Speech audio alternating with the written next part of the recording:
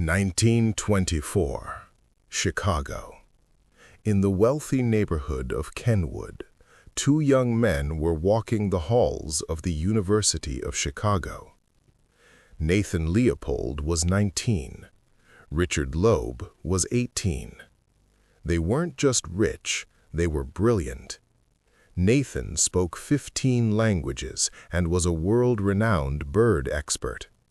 Richard was the youngest graduate in the history of the University of Michigan. On paper, they were the future of America.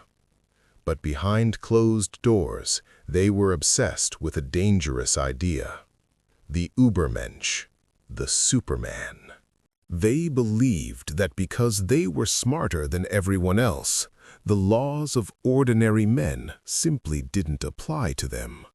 And to prove it, they decided to commit a crime so perfect, so motiveless, and so cold that no one, not even the greatest detectives in the world, could ever solve it.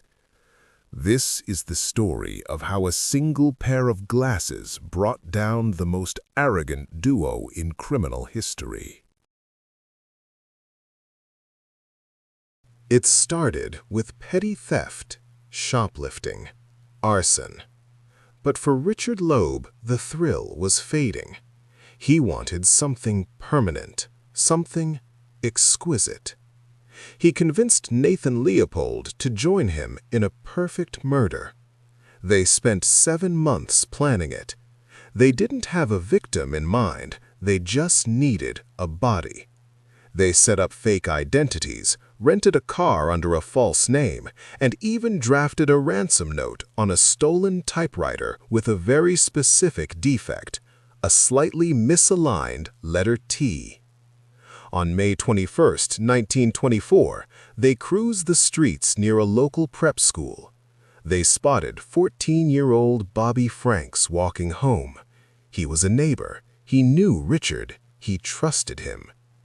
Richard leaned out of the car window. "Hey, Bobby, want a lift? I want to talk to you about that tennis racket."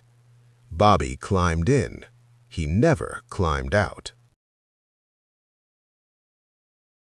What happened next was a blur of calculated cruelty. They bludgeoned the boy with a chisel, drove his body to a remote culvert in the marshlands, and poured hydrochloric acid over his face to make him unrecognizable. They went home, ate hot dogs, drank root beer, and called the Franks family to demand a $10,000 ransom. They were calm. They were winning. They had done it.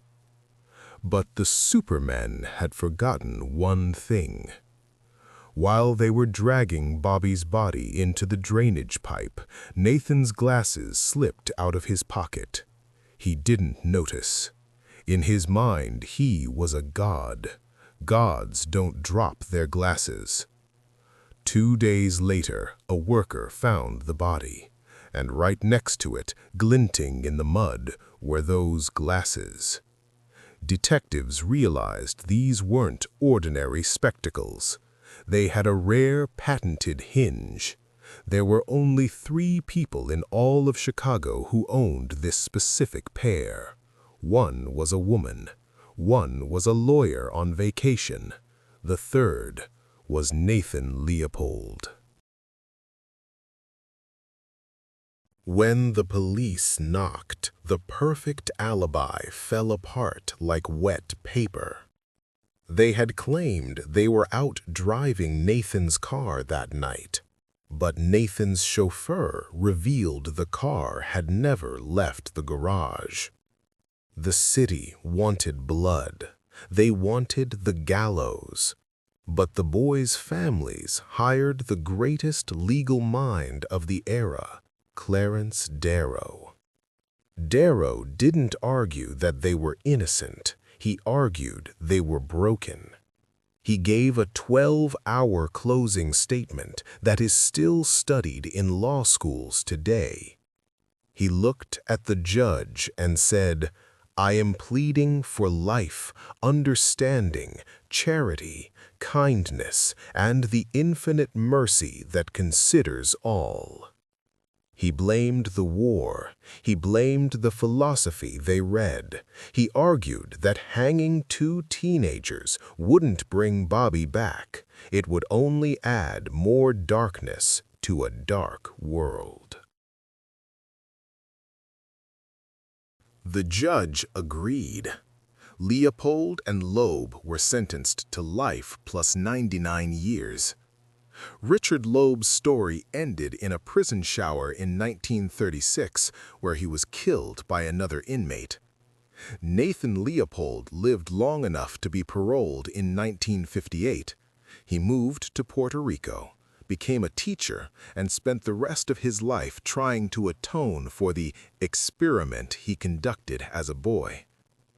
In the end, the perfect crime wasn't undone by a master detective or a grand conspiracy. It was undone by a piece of glass and the simple fact that no matter how high your IQ is, you can never outrun your own humanity.